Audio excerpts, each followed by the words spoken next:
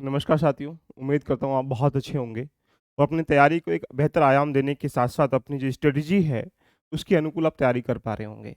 लेकिन यूपीपीसीएस की जर्नी में देखा जाए तो महत्वपूर्ण रोल किन चीज़ों का होता है, कैसे होता है, किन किताबों का प्रयोग करें, किन रिसोर्स को हम लोग फ़ॉलो करें, करंट अफ़ेयर को कैसे रेडी करें, एस्से को रेडी कैसे करें, यानी इवन देखा जाए स्टेप बाय स्टेप अपनी जर्नी को कैसे अपने अंतिम लक्ष्य लेके जाएँ, ये बड़ा रोल होता है।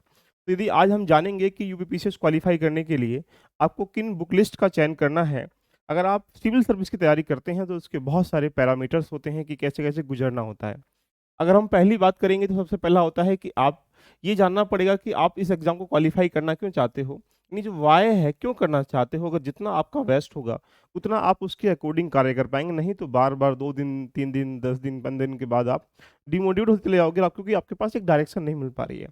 आप पैटर्न को जान जाते हो, सेकंड स्टेप निकल के यहाँ से ही आता है कि आप जानने का प्रयास करिएगा कि यूपीएससी का पैटर्न क्या है या स्टेट पीएससी का पैटर्न क्या है, यानी इसके अंतर्गत क्या-क्या होता है। उसको जानने के बाद अगर आप आगे बढ़ेंगे तो उसके बाद आएगा कि इसका सिलेबस क्या है। अब सिलेबस का मतलब ये नहीं कि पेपर 6 होते हैं मेंस में, ऐसे का पेपर होता है, हिंदी का पेपर होता है। ये एक दायरा है जो पैटर्न के रूप में फॉलो कर रहा है। बट इसमें देखा जाए तो किस प्रकार के प्रश्न आते हैं, किस प्रकार के सब्जेक्ट आते हैं, उनका वेटेज कितना होता है, ये बहुत महत्वपूर्ण रोल होता है। इसको जान जाओ, सिलेबस को जान जाओ, तो अब आपकी जो रिसोर्स है, उस रिसोर्स को तुम फॉलो कौन से करते हो? यानी आप किस रिसोर्स के माध्यम से आपको पूरी तैयारी करनी है, आपको ऐसे कहाँ से पढ़ना है, टास्क मैनेजमेंट कहाँ से पढ़ना है, जस्टिस कहाँ से पढ़ना, सिक्योरिटी कहाँ से पढ़ना, पॉलिटी कहाँ से पढ़ना, गवर्नेंस कहाँ से पढ़ना, एथिक्स कहाँ से पढ़ना, ये बहुत सारे अगर आपके दिमाग में क्लियर नहीं होंगे, तो आप एक सब्जेक्ट को पढ़ेंगे, फिर उसके बाद फिर स्टार्टिंग कर लेंगे। तो जबकि ये जो तैयारी है, जो रिसोर्स की स्ट्रेटजी है, ये आपको पहले से करना चाहिए। अगली बात अब आपको स्ट्रेटजी फॉलो करनी है कि मुझे अब इसको स्ट्रेटजी के आधार पर कैसे प्लान सेट करना है कि मुझे कितने टाइम के बाद एग्जाम देना है, उसको टाइम को कैसे आपस में डिस्ट्रीब्यूट करना है, लाइक मुझे जो मेरे वीक एरियाज हैं उन पे कैसे काम करना है। तो ये बहुत सारे स्टेप होते हैं जहाँ पर यूपीपीसीएस की या स्टेट पीएससी की जो तैयारी कर पा रहे होते हैं बच्चे, उनके लिए बहुत ज़रूरी है कि पहले आपने वाई को क्लियर करें, उसके बाद पैटर्न को व्यापक तरीके से समझें कि क्या क्या स्ट्रक्चर रहा, लास्ट ईयर का पैटर्न क्या रहा, मेंस का पैटर्न क्या है, नंबर कितने आते हैं, कैटेगरी वाइज कितना कट ऑफ जाता है। कुछ ऐसे आपको जानकारी चाहिए ना, नहीं तो आप बार बार सुनते रहोगे कि योजना क्यों पढ़ना चाहते हो। भाई ये सिंपल सी बात है। सिलेबस की बात करेंगे, सिलेबस बहुत ज़रूरी है। जब तक आपका सिलेबस प्रीलिम्स का, मेंस का बिल्कुल आपके नाखून पर टिप पे नहीं होगा, तो आप अखबार पढ़ेंगे, कुछ समाज में देखेंगे, तो कैसे इंटरलिंक कर पाएँगे, बहुत ज़रूरी है। एंड उसके बाद रिसोर्स का होना बहुत ज़रूरी है। आपके पास एनर्जी है, आपके पास एक प्रकार से दौड़ने की कला है, लेकिन दौड़ना कहाँ है ये नहीं पता आपको, तो फिर आपकी जो दौड़ है, वो बेकार दिशा में चली जाएगी और इसलिए आप वहाँ पे असफलता की जो परछाइयाँ हैं, उससे आप परिचित हो जाएँगे। इसलिए उनसे बच के रहने के लिए ज़रूरी है रिसोर्स का बेहतर होना और फिर स्ट्रेटेजी जितनी बेस्ट बेस्ट होगी, आप उस पे उतने अच्छे से वर्क कर पाएँगे, उतने अच्छे से उस पे रिविज़न कर पाएँगे, उतने अच्छे से आप टेस्ट फ़ॉलो कर पाएँगे। अब आपने टेस्ट लगाना स्टार्टिंग कर दिया, लेकिन टेस्ट में नंबर ही कम आ पाए, इसका मतलब है कि आपके पास रिसोर्स अच्छे नहीं है, आपकी स्ट्रेटेजी अच्छी नहीं है, आपके पास प्लानिंग अच्छी नहीं है, तो जब ये सब चीज़ें बेहतर ही नहीं है, तो यह नंबर कैसे आ पाएँगे? चाहे प्रीलिम्स के सापेक्ष में हो, चाहे मेंस के सापेक्ष में हो। प्रश्न आजकल डायनामिक होते चले जा रहे हैं, इसलिए ज़रूरी है अपनी स्ट्रेटेजी को वन बाय वन करके फॉलो करने का प्रयास करेंगे। आइए आज हम चर्चा करते हैं कि परीक्षा की प्रवृत्ति जो होती है, वो कैसे होती है?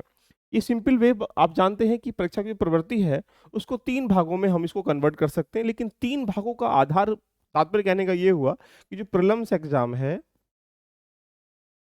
इसमें जीएस 1 और जीएस 2 ये बेसिक बातें हैं जहां पर 100 क्वेश्चन जिसको हम लोग सी सेट के नाम से जाते हैं, इसको आप 33% क्वालिफाइंग नंबर है, लेकिन ये भी एक गंभीर विषय बना हुआ है। एंड जीएस 1 की बात करेंगे तो यहाँ पे आपको 150 क्वेश्चन मिलते हैं। कट ऑफ कितना जाता है तो इस बार आपने देखा हो पेपर का ट्रेंड लगातार चेंज हो रहा है, प्रश्न के पूछने की प्रवृत्ति बड़ी चेंज हो रही है। अगर आप मेंस की तरफ जाएंगे तो आप मेंस की तरफ अगर देखें, वहाँ पे जीएस के 4 पेपर, जीएस के जो पहले 4 पेपर हुआ करते थे और 1, 2, 3, 4, 5 और उसके बाद 6 यानी 6 पेपर में कन्वर्ट कर दिया गया है। 200 नंबर का एक पेपर होता है, यानी कह सकते हैं कि 1200 नंबर के यहाँ पे कह सकते हैं कि जीएस का वेटेज हो गया। लेकिन देखा जाए तो यहाँ पे एसए का वेटेज होता है। ऐसे भी आपको 3 लिखने होते हैं, यानी एक प्रकार से कहा जाए 50 नंबर का एक ऐसे होता है, 150 नंबर का ऐसे का पेपर होता है, कुल मिला के कहा जाए तो 150 नंबर का ऐसे होगा। And second last is one कहा जाए तो हिंदी का पेपर, हिंदी के अंतर्गत भी देखा जाए तो लगभग यहाँ पे 150 नंबर की हिंदी होती है। कुल मिला के अगर हम लोग मेंस को स्पष्ट तरीके से देखा जाए तो जीएस का वेटेज और एसए और हिंदी, लेकिन ये हमें चुनौतीपूर्ण चीज़ों को टैकल करना है कि हमें नंबर कहाँ से गेन कर सकते हैं। तो बहुत ज़रूरी है कि मेंस की स्ट्रेटेजी कैसी हो, प्रीलिम्स की स्ट्रेटेजी कैसी हो, क्योंकि प्रीलिम्स क्वालिफाई करना भी एक चुनौतीपूर्ण विषय बना हुआ है। तो यहाँ अगर हम देखें तो 12-3-1500 का यहाँ पे मेंस का वेटेज है और यहाँ प्रीलिम्स का कितने का, ये तो qualifying paper last and interview, तो यानी यू कैन से कि इंटरव्यू 100 नंबर का यहाँ इंटरव्यू होता है। तो ये एक प्रवृत्ति है जहाँ पर यूपीपीसीएस के माध्यम से आप डिप्टी एसपी एसडीएम बाकी जितनी पोस्टें होती हैं उन पे चयन ले सकते हैं। लेकिन चुनौती हमारे सामने बन जाती है कि इन चयन करने के लिए हमारे पास क्या होना चाहिए। पहला पॉइंट बनता है बेसिक। बेसिक सबसे जरूरी इसलिए है कि यहाँ पे तैयारी का लगभग अगर कहा जाए आपको 100% कभी करना भी नहीं है, आपको सामान्यतः कहा जाए तो 50-60-70% के आसपास तक पहुंचना है। तो बेसिक से अगर आप तैयार करते हैं अपनी चीज़ों को, चाहे प्री मेंस की हो, तो 20 से 25 से लेकर 30% के आसपास तो जो तैयारी है वो बेसिक से आपकी पूर्ण हो जाती है, जिसको हम लोग कह सकते हैं कि एनसीईआरटी एक बेसिक आधार आपका तय करती है। आप स्टेट पीएससी की तैयारी करें या यूपीएससी की तैयारी करें, वहाँ एनसीईआरटी बहुत सफिशियंट है, क्योंकि वो आपकी नींव को तैयार करती हैं, आपके कंसेप्ट को बिल्ड करती हैं, आपकी भाषा से सुधारने का प्रयास करती हैं, आपके व्यवहारिक अंदाज में समझाने का प्रयास करती हैं। यानी इवन कहा जाए तो एनसीईआरटी बहुत जरूरी है।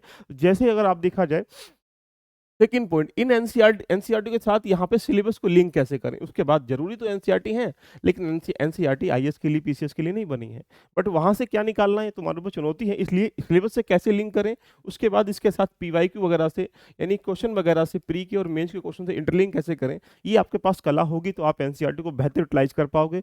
नहीं तो आप जैसे दुनिया के लोग एनसीईआरटी पढ़ते हैं वैसे आप पढ़ते चले जाओगे। इसीलिए जिसको लगता है कि बेसिक आपको रेडी करना है, एनसीईआरटी बहुत जरूरी है। इस यहाँ से अगर आप बेहतर कर लेंगे तो आपकी तैयारी की 20-25% तैयारी आपकी पूर्ण हो जाएगी। उसके बाद जब आपको तैयारी का अगला चरण स्टार्टिंग होगा, उसे हम लोग कह सकते हैं एडवांस तैयारी, एडवांस प्रिपरेशन या कह सकते हैं। ये कहाँ से होगी, ये दो पॉइंट हैं इसके, या तो आप कोई फाउंडेशन कोर्स लेते हैं कहीं से, या कोई कहा जाए तो बुक्स वगैरह का चयन करते हैं, या इसके अलावा कहीं से नोट्स परचेज करते हैं। ये बहुत सारे ऑप्शन ऐसे बन सकते हैं। लेकिन इसके सापेक्ष में अगर देखा जाए तो यहाँ सबसे सेकेंडरी बुक जो है वो आपको फॉलो करना चाहिए। एडवांस बुक 100%, आप कितनी ही कोचिंग ज्वाइन कर लें, कितना ही नोट्स ले लें, जब तक एडवांस बुक को एक बार पूरा ब्रीफिंग तरीके से नहीं कर पाएंगे, तब तक आप यहाँ पर जो आपने बेसिक रेडी किया है उस पर कुछ और चीज़ें जमा नहीं पाओगे। यहाँ जब आप एडवांस को अच्छे से पढ़ पाओगे तो आप मान के चलें कि आपकी तैयारी 40 से लेकर 45% तक यहाँ तक पहुँच जाएगी। अभी आप सफल नहीं है, अभी भी आप लाइन पे बैठे हुए हैं। अब यहीं से आगे क्या करना है, अब आपके पास ऑप्शन क्या बनता है, तीसरा स्ट्रक्चर बन जाता है कि जितना आप टेस्ट लगाएंगे, टेस्ट मतलब प्रीलिम्स में पीवाईक्यू भी होता है और एडवांस क्वेश्चन भी होते हैं। ऐसे ही आप मेंस के जितनी प्रैक्टिस करेंगे, दबा करेंगे, उतना जो निखार है आपकी तैयारी का वो इंक्रीज होगा और आपकी तैयारी जो है लगभग 55 या 60% के आसपास पहुंचेगी। और ये मान के चलें कि इतनी ही तैयारी में क्या होता है, सिलेक्शन होता है। आपको 70, 80, 90% तैयारी का पूर्ण ढांचा कभी ना तो पूरा हो पाएगा और ना ही आप कर पाओगे। इसलिए जरूरी है कि अपनी बेसिक 3 तैयारी को लेकर चलें, और ये बहुत जरूरी है। रही बात सब्जेक्ट की, अगर हम चर्चा करें सब्जेक्ट इसमें देखा जाए तो व्यापक तरीके से खतरनाक आप जानते हैं। अगर आप जीएस फर्स्ट में आओगे तो यहाँ पे किसका पार्ट है, आप बोलेंगे सर हिस्ट्री का पार्ट है, एंड देन यहाँ ज्योग्राफी का पार्ट, सोसाइटी का पार्ट। तो सोसाइटी भी अपने आप में विषय है, जबकि ये समाज से मिलकर बना हुआ है। अगर जीएस 2 में आओगे तो ये गवर्नेंस का पार्ट, जस्टिस का पार्ट, ये डिफरेंट डिफरेंट जो प्रीलिम्स में क्वेश्चन नहीं आते हैं वो यहाँ पूछे जाएंगे। तो यहाँ आपके पास चुनौती है कि जो कंप्लीट विषय है उस पर ध्यान कितना कैसे कैसे देना है, कितना कितना वेटेज है उसका, उससे रिसोर्स क्या होने चाहिए, उसकी स्ट्रेटेजी क्या है। हम ऐसा तो नहीं है कि हम हिस्ट्री, ज्योग्राफी, पॉलिटी और इकोनॉमी इन 4-5 सब्जेक्ट पे ही व्यापक तरीके से समझ बनाए हुए हैं और बाकी ना तो हमने नेशनल मैनेजमेंट पढ़ा है, जस्टिस नहीं पढ़ा, आईआर नहीं पढ़ा, इथिक्स नहीं पढ़ा। तो कुछ ऐसे विषय नहीं पढ़े तो आप नंबर कैसे प्राप्त कर पाएंगे मेंस में। देखिए प्रीलिम्स भी क्या है, एक छटनी एग्जाम है, मेंस का ही पार्ट है वो, लेकिन जितना बेस्ट मेंस होगा उतना बेस्ट क्या होगा, प्रीलिम्स होगा। इस सीओटी है देखिए। तो यहाँ एक इसको समझने के लिए जरूरी है आप अपने सिलेबस को डिफाइन करें। सिलेबस को डिफाइन मतलब अगर आपको हिंदी को भी रेडी करना है तो हिंदी को कैसे रेडी करना। आइए चर्चा कर लेते हैं इन बिंदुओं पर कि आपके पास कौन कौन सी बुक। अगर प्रीलिम्स के सापेक्ष में जाएंगे तो ये सिलेबस है 7 पॉइंटों में। 7 पॉइंटों में सिलेबस देखा जाए तो सामान्यतः ये जीएस 2 जिसको सीसेट कहते हैं सिलेबस है, प्रॉपर वे में आप जानते होंगे, इसको नोट डाउन भी कर सकते हैं।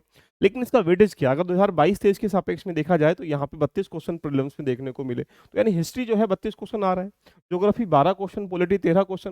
तो ये एक स्टैंडर्ड आपको दिखाई दे रहा है कि 2021 का, 2020 का, 2019 का ये डाटा है जो आपको डिफाइन कर रहा है कि 150 क्वेश्चनों में से किस किस सब्जेक्ट के कितने कितने क्वेश्चन आए। इवन यूपी स्पेशल भी कितने क्वेश्चन आ रहे हैं, ये भी आपके सामने चुनौती बन जाती है कि हम यूपी स्पेशल से भी किस प्रकार से उसको तैयार करें।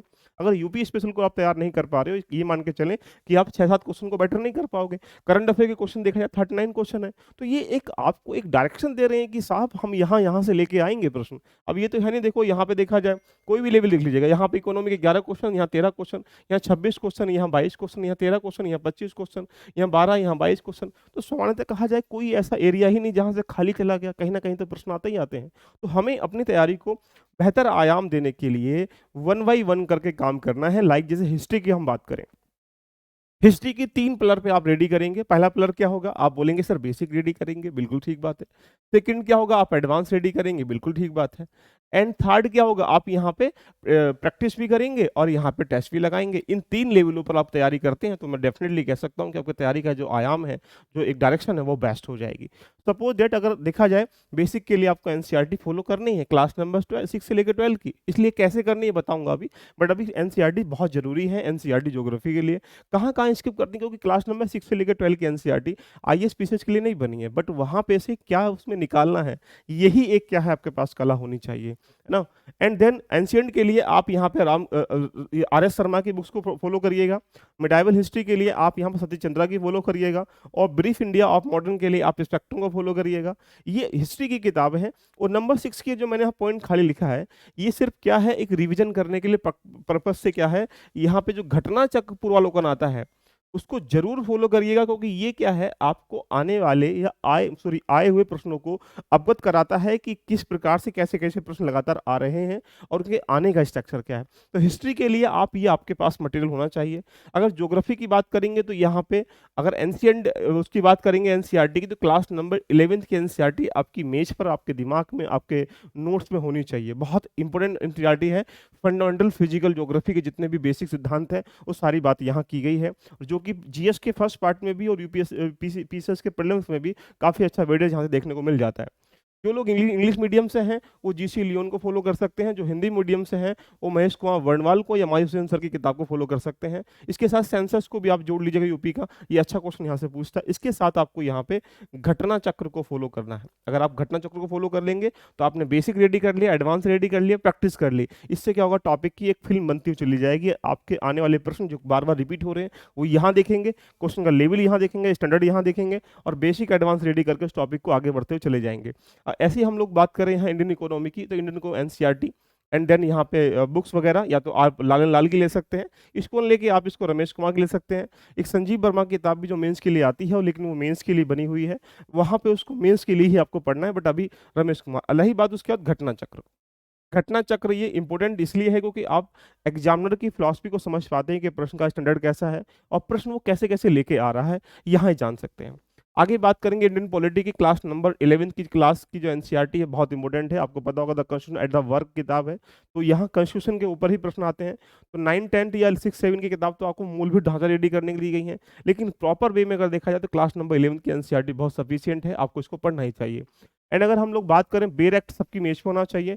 बेर एक्ट में क्या होता है कि आपके जितने भी आर्टिकल्स वगैरह हैं डिफाइन करके दिए गए होते हैं और दोनों लैंग्वेज में है, हिंदी इंग्लिश दोनों में, तो उसको भी आपके दिमाग में। इंडियन पॉलिटी की बात करेंगे तो लक्ष्मीकांत की किताब आप सब सकते हैं, गीता के रूप में है, इसको फॉलो कर सकते हैं। लग रहा है कि अगर यूपी पीसीएस की तैयारी कर रहे हैं और ऊपर से ये आपने पढ़ चुके हो तो यहाँ पे परीक्षा वाणी की किताब को भी आप फॉलो कर सकते हैं। इससे क्या होता है कि यहाँ थोड़ा फैक्ट ज़्यादा है और जिससे चीज़ें एग्जाम में ज़्यादातर प्रीलिम्स से फैक्ट पे वो चर्चा कर लेता है। इसके साथ अगर देखा जाए तो यहाँ पे घटना चक्र को तो भाई मान के चलें कि आपको हर किसी सब्जेक्ट के साथ इंटरलिंक करना है, इसीलिए मैंने इसको पॉइंट को खाली छोड़ रहा हूँ। एंड आफ्टर दैट बात करेंगे इन्वायरमेंटल के लिए, तो आप यहाँ इग्नू के नोट्स फॉलो कर सकते हैं और इन्वायरमेंटल के लिए शंकर आईएएस के जो नोट्स हैं उनको भी आप फॉलो कर सकते हैं, बहुत सफिशिएंट है। आप ये मत सोचिएगा तैयारी आप पीसीएस की कर रहे हैं, आप तैयारी एक विषय की करना चाहते हैं। वो विषय की तैयारी करने के लिए जरूरी है उस विषय पर पकड़ का बेहतर होना, और पकड़ बेहतर होने के लिए जरूरी है बेहतर रिसोर्स का पढ़ना, राइट। इसीलिए आपको पता होगा कि प्रश्न का स्टैंडर्ड जो होता है कई प्रकार होता है, लेकिन हमने इन्वायरमेंटल को फॉलो करेंगे और शंकर आईएएस के नोट्स आप फॉलो करके यहाँ पे घटना चक्र की फॉलो को आप कर लीजिएगा। इससे क्या होगा, आप लास्ट के पेपर को सीख गए। यहाँ एडवांस इग्नू से क्या हुआ, आपने बेसिक सीख लिया और शंकर आईएएस से आपने एडवांस सीख लिया, टॉपिक की फिल्म बनती हुई चली जाएगी। ये एक सिनेरियो होगा आपके दिमाग में, तो मजा आ जाएगा। अगर साइंस टैग की बात करेंगे तो देखो साइंस टैग जो होता है बेसिकली करंट अफेयर से लिंक की गई होती है। जीएस 3 के पार्ट में आता है, प्रीलिम्स में भी क्वेश्चन आ जाते हैं। तो यहाँ पे अगर आपको थोड़ा बेसिक बेसिक जानना है तो रवि अग्रहर की किताब है उसको फॉलो कर सकते हैं। इसके अलावा बाकी जितने भी न्यूज़पेपर्स वगैरह से जो कॉलम्स वगैरह डेडिकेट हैं जो टेक्नोलॉजी को लेकर, उनको इंटरलिंक करते हुए चलना है। इसके लिए आप मैगजीन को भी फॉलो करेंगे, करंटली बीआईपी रिपोर्ट्स भी देखेंगे। तो कुछ ऐसे इनिशिएटिव जो सरकार लेती है टेक्नोलॉजी को लेकर, जैसे अभी गगनयान की, चंद्रयान, इन सब की बातें हम लोग करते हैं, तो उनको यहाँ इंटरलिंक कर सकते हैं। क्योंकि अगर ये स्पेस टेक्नोलॉजी का पार्ट है, किसका पार्ट है माइक्रो टेक्नोलॉजी, नैनो टेक्नोलॉजी, किसका पार्ट निकल के आ रहा है उसको आपको जानना पड़ेगा, है ना। तो ये एक प्रकार से कह सकते हैं, इसको फॉलो कर सकते हैं। आगे हम करंट अफेयर की बात करें तो current affair the major segment, जहां पर 35 से लेकर 25 क्वेश्चन के अराउंड यहाँ रहते हैं प्रीलिम्स में भी, और मेंस में तो जीएस 1 2 3 4 में भेटे रहता ही है। क्योंकि अगर आप कोई भी प्रश्न लिखेंगे जब तक उसको इंटरलिंक नहीं करेंगे प्रीलिम्स के या मेंस के क्वेश्चन को देखा जाए, तो किसी एक प्रॉपर वे में चीजों को कैसे टैकल कर पाओगे, राइट। तो यहां से आप जानने का पड़ेगा कि इसके लिए आपको यहाँ पे न्यूज़पेपर कोई भी फॉलो करिए, आप हिंदी मीडियम के हैं तो द हिंदू को फॉलो करने की कोशिश करिएगा। अब बोलते हैं सर हमसे तो देख के ही हम डर लग जाता है। इतना काम करो, द हिंदू में जितनी न्यूज है, न्यूज का मतलब मान लें यहाँ आप 10 आर्टिकल ऐसे हैं जो एग्जाम के लिए बहुत इंपॉर्टेंट है, तो उन 10 जो हेडलाइन है उनको तो पढ़ सकते हो ना। नहीं कर सकते तो आप मोबाइल में टाइप करिए, वहां से हिंदी निकल के आ जाएगी।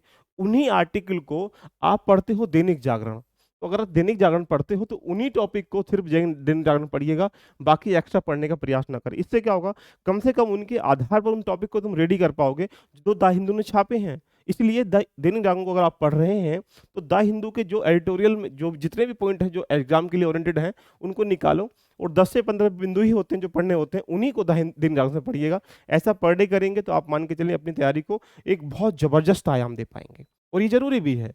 उसके बाद देखेंगे तो प्रेस पीआईबी जो रिपोर्ट्स है भाई, ये दिल की आत्मा है करंट अफेयर की, क्योंकि सारी इनिशिएटिव जो है गवर्नमेंट, जितनी पॉलिसी वगैरह हैं, प्रोग्राम्स वगैरह हैं, स्कीम्स वगैरह हैं, सारी गवर्नमेंट इनिशिएटिव लेती है, वो कहाँ डालती है, पीआईबी पे। सारी इंस्टीट्यूट हो, सारे कोचिंग्स हो, मैगजीन हो, सब वहीं से उठाते हैं, उसमें कट कॉपी पेस्ट करके उसको छाप देते हैं अपने उसमें। अब जब तुम्हें सब कुछ वही मिल रहा है तो डायरेक्टली वहीं अटैक क्यों ना किया जाए जो जहाँ से निकल के आ रहा है। तो इसीलिए आपको यहाँ पीवाई को भी फॉलो करना है तो वेबसाइट फॉलो करिएगा। बाकी जो मंथली करंट अफेयर की मैगजीन किसी की भी एक को फॉलो स्टार्टिंग करना पड़े, एक को स्टार्टिंग करेंगे तो क्या होगा, आपका फायदा निकल के आएगा कि आप उसको जो एग्जाम ओरिएंटेड किताबें न्यूज होती हैं उनको मैगजीन उसको इनपुट दे देती है कि ये एग्जाम के लिए इस मंथ की इंपॉर्टेंट मैगजीन है। कंफर्म नहीं कि वही आर्टिकल आएंगे, वही क्वेश्चन आएंगे, लेकिन ये सीओटी है, इससे आएंगे तो कर पाएंगे। इसीलिए हमें मंथली मैगजीन को फॉलो करना चाहिए। गवर्नमेंट मैगजीन जितनी भी, जैसे योजना है, कुरुक्षेत्र है, साइंस रिपोर्टर्स है, ज्योग्राफी एंड यू है, बहुत सारी ऐसी मैगजीन्स आती हैं जो गवर्नमेंट के लिए बहुत जरूरी है। अगर योजना की हम लोग बात करेंगे तो यहाँ पे आप समझ सकते हैं कि ऐसी मैगजीन है जहाँ ऐसे के लिए, सोसाइटी के लिए, समाज के लिए, एग्रीकल्चर के लिए कहीं से बहुत सारे आपके दिमाग में आइडिया क्रिएट कर देती है, और वहाँ से प्रीलिम्स और मेंस में डायरेक्टली क्वेश्चन भी हिट किए जाते हैं। तो इसलिए योजना और कुरुक्षेत्र को डेफिनेटली कहा जाए तो एवरी मंथ पढ़ना चाहिए जब तक सिलेक्शन ना हो जाए, मैं कह रहा हूँ आपसे, राइट। तो कुछ मैगजीन को फॉलो करिएगा। रही बात पूरी यूपीपीसीएस की तैयारी के लिए, मैं आपके सामने एक पूरी प्रॉपर वे में एक वीडियो लेकर आ रहा हूँ कि आपको डे बाय डे क्या करना है। यदि आपको लगता है कि मुझे यूपीपीसीएस का एग्जाम देना है और उसके अंतर्गत आपको 2024 का एग्जाम देना है, 25 का एग्जाम देना है, तो सबसे पहली चीज आती है कि आपने तैयार कितना किया है, ये तो है, लेकिन उस तैयारी करने के साथ उसमें से बेहतर कितना है, अभी तुम्हारे पास उसमें कोई कमियां तो नहीं है। कभी कभी क्या होता है, हम एग्जाम दे रहे होते हैं, हमें कुछ चीजें पता होती हैं लेकिन कुछ चीजें नहीं पता होती हैं, उस वजह से प्रश्न हमारे पास क्या होता है, रोंग हो जाते हैं। तो ऐसी चीजों को करने के लिए एक ही रास्ता है, हम प्रैक्टिस करें। और प्रैक्टिस कहाँ से करोगे, जो पीवाई के क्वेश्चन है, एडवांस क्वेश्चन है। इसीलिए यूपीपीसीएस के लिए आपके सामने एक मेंटरशिप प्रोग्राम लेके आ चुके हैं हम लोग, जहां पर हम लोग क्या करेंगे, गाइडेंस के प्रोग्राम, जैसे सपोज कर लीजिएगा आपके पास इस गाइडेंस में 3 गाइडेंस चलेंगे कि यहाँ पे टॉपिक वाइज है। सपोज कर लें यूपी पॉलिटी की बात करेंगे तो वहाँ 40-50 टॉपिक ऐसे हैं जहाँ एवरी ईयर प्रश्न आते हैं, तो उन 40-50 के इंडिविजुअल करके आपका टेस्ट लिया जाएगा। सपोज कर लो राइट्स का है तो राइट्स के क्वेश्चन सारे होंगे जो आ चुके हैं, जो एडवांस क्वेश्चन, जिससे कि आप टेस्ट के माध्यम से उसकी व्याख्या भी देख पाएंगे, प्रश्न भी कर पाएंगे। तो उससे क्या होगा, एक टॉपिक की समझ को विकसित हो जाएगा। तो यहाँ पे टॉपिक वाइज टेस्ट लगभग 200 के आसपास रखे गए हैं। फिर सब्जेक्ट वाइज टेस्ट, फिर पॉलिटी के 4-5 टेस्ट होंगे, हिस्ट्री के 4-5 टेस्ट होंगे। यानी इससे क्या होगा, अब कंप्लीट टॉपिक पर समझ हो जाएगी आपकी, विकसित होने के बाद सब्जेक्ट पर पकड़ आपकी मौजूद कराई जाएगी। तो यहाँ भी लगभग 20 से 25 टेस्ट होंगे। फिर जब ये आप ये कर लोगे, उसके बाद तीसरा स्टेप आएगा कंबाइंड टेस्ट की। अब आप सबको मिला लीजिएगा, हिस्ट्री, ज्योग्राफी, पॉलिटी को, आ जाइए मैदान में। तो यहाँ से ये सबसे बेस्ट प्रोग्राम है यूपीपीसीएस के लिए। जिनको लगता है 2024 देना है, आरओ यारो देना, कोई भी एग्जाम देना है, आप आंख बंद करके, इसकी फीस अभी क्या 600 रुपये रखी गई है। आप निसंकोच दिए गए नंबर पर, नीचे चल रहा है यहाँ पर 9897540795 या 7060740740 795 पर आप डायरेक्टली कॉल या व्हाट्सएप कर सकते हैं और पूरी इन्फॉर्मेशन लेने के बाद इस बैच को ज्वाइन कर लीजिएगा। ये यूपीपीसीएस के लिए एक प्रकार से रामबाण बैच है जो आपके लिए बहुत ज़्यादा आपके लिए इम्प्रूवमेंट करेगा। जिसको लगता है कि यहाँ पे मुझे बेसिक रेडी करना, बेसिक बहुत ज़रूरी है एनसीईआरटी के लिए। एनसीईआरटी किताब आईएएस पीसीएस के लिए नहीं बनी, लेकिन उसे निकालना क्या, ये बहुत ज़रूरी है। इसीलिए जिन बच्चों ने एनसीईआरटी नहीं ज्वाइन किया तो इसको हम लोग जो है 25 या 30 तारीख के बीच में क्लास बैच को ऑफ कर रहे हैं। इसका कोई एडमिशन नहीं होगा। नए बैचेज आएंगे, उसमें क्या होगा, फीस ज़्यादा होगी। तो मात्र 1200 रुपये में आप अपनी फीस को या 1200 रुपये में अपनी तैयारी को एक बेहतर आयाम दे सकते हैं एनसीईआरटी को ज्वाइन कर कर। आपको करना कुछ नहीं है, एलबीआईएस प्ले स्टोर से डाउनलोड करना है और वहीं से डाउनलोड करके इसको परचेस करना। कोई दिक्कत आती है तो दिए गए नंबर पर आप व्हाट्सएप पर कॉल या मैसेज भी कर सकते हैं। सीसेट एक गंभीर विषय बना हुआ है जो एग्जाम के लिए बहुत जरूरी है। अगर यूपीपीसीएस की तरफ जाएं या यूपीएससी की तरफ जाएं तो सीसेट ने इस बार बहुत सारे बच्चों के जो जहन में दर्द पैदा कर दिया है। अगर आपका भी अंदर दर्द है तो आप इससे छुटकारा पाने के लिए एक ही ऑप्शन है, सीसेट की बैच को ज्वाइन कर लीजिएगा। 1700 रुपये में आपको बेसिक से लेकर एडवांस से लेकर आपको प्रैक्टिस कराई जाएगी, जहां पर आप सीसेट को आराम से क्वालिफाई कर सकते हैं। एंड देन दोनों बैच अगर एक साथ लेना चाहते हैं तो ये फीस जो है मात्र 2500 में अभी चल रहा है। इसकी जो डेट है 1-2 दिन में खत्म हो जाएगी, उसके बाद इसको क्लोज कर देंगे, कोई बैच में एडमिशन नहीं होगा। इसके साथ अगर देखा जाए यूपीएससी पीसीएस के लिए जरूरी है कि आपके पास एक ऐसी कला का होना जिसको हम लोग ऐसे राइटिंग कहते हैं। ऐसे राइटिंग इसलिए इंपॉर्टेंट है कि यहाँ पर यूपीएससी में या स्टेट पीएससी में यहाँ से नंबर अच्छे गेन कर पाते हो, और जहाँ नंबर अच्छे गेन कर पाते हो हम वहाँ ध्यान देते भी नहीं है, क्योंकि हमारे पास एक डायरेक्शन बेस्ट नहीं होती। इसलिए मैं आपसे बता रहा हूँ कि ऐसे एक ऐसा सेगमेंट है जहाँ पर यूपीएससी में 150 प्लस नंबर लेकर आ सकते हैं। बाकी जीएस 1 जीएस 2 में कितनी मेहनत कर लीजिएगा, 150 किसी कीमत पे किसी के बाप के नहीं आएंगे, ऐसी और बोल रहा हूँ। तो यहाँ पर यूपीएससी के अंतर्गत या स्टेट पीएससी के अंदर, आरओ के अंतर्गत या बीपीएससी के अंतर्गत आपको पता है कि ऐसे से डर है, एससी को बेहतर करना है, तो इसकी फीस मात्र जो है अभी कुछ दिन के लिए 600 रुपये रखी गई है। और 600 रुपये में आप एससी के पहले क्लासेस दी जाएंगी, फिर उसके बाद मॉडल क्वेश्चन कराए जाएंगे, उसका टेस्ट लिया जाएगा। आप तीनों प्रॉपर वे में के एससी को निखार सकते हैं। इसके लिए भी आप यहाँ पे एलवीआईएस के प्ले स्टोर पर जाकर डाउनलोड करके वहाँ से अपने आप को यहाँ परचेज कर सकते हैं। कोई दिक्कत आती है दिए गए नंबर पर कॉल या मैसेज कर सकते हैं। तो कुछ ये प्रोग्राम है जिनके बारे में मैंने डिस्कशन किया। लेकिन ये सीओटी है, यदि यूपीएससी का भी एक मेंटरशिप चल रहा है, इसकी फीस 800 रुपये रखी गई है। सेम प्रोग्राम है, यहाँ गाइडेंस और टेस्ट सीरीज, इस combined test, topic wise test and subject wise test रखे गए हैं। इसको करके आप पार्टिसिपेट कर सकते हैं। तो दोस्तों, यदि आपको यूपीपीसीएस क्वालिफाई करना है, यूपीपीसीएस क्वालिफाई करना 2024 का, तो अपनी रणनीति को बेस्ट करना पड़ेगा, अपनी स्ट्रेटेजी को बेस्ट करना पड़ेगा, अपने रिसोर्स को बेस्ट करना पड़ेगा, और रिसोर्स को बेस्ट करने का अपनी प्लानिंग को बेस्ट करना पड़ेगा। तब जाके आप सफलता प्राप्त कर पाओगे, नहीं तो बड़ी मुश्किल से मिलते हैं समय का उपयोग करने के लिए सीमाएं हमारे पास। बहुत सारी चीज़ें ऐसी होती हैं, बहुत सारे लोग कम पढ़कर भी क्वालिफाई कर जाते हैं। एक ही ऑप्शन है, उनके पास रिसोर्स बेस्ट होते हैं, उनके पास मेंटोर बेस्ट होते हैं, उनके पास टीचर्स बेस्ट होते हैं। इसलिए बेस्ट चयन करिएगा। मिलते हैं नेक्स्ट वीडियो में। कैसी लगी वीडियो, आप किस विषय पर वीडियो चाहते हैं, एक बार कमेंट करके बताइएगा। कमेंट बॉक्स खुला है आपके लिए, और चाहे दिल अगर आपका कर रहा है तो शेयर भी कर सकते हैं, लाइक भी कर सकते हैं, सब्सक्राइब भी कर सकते हैं, और एक दूसरे करा भी सकते हैं। All the best, love you all, bye bye, take care.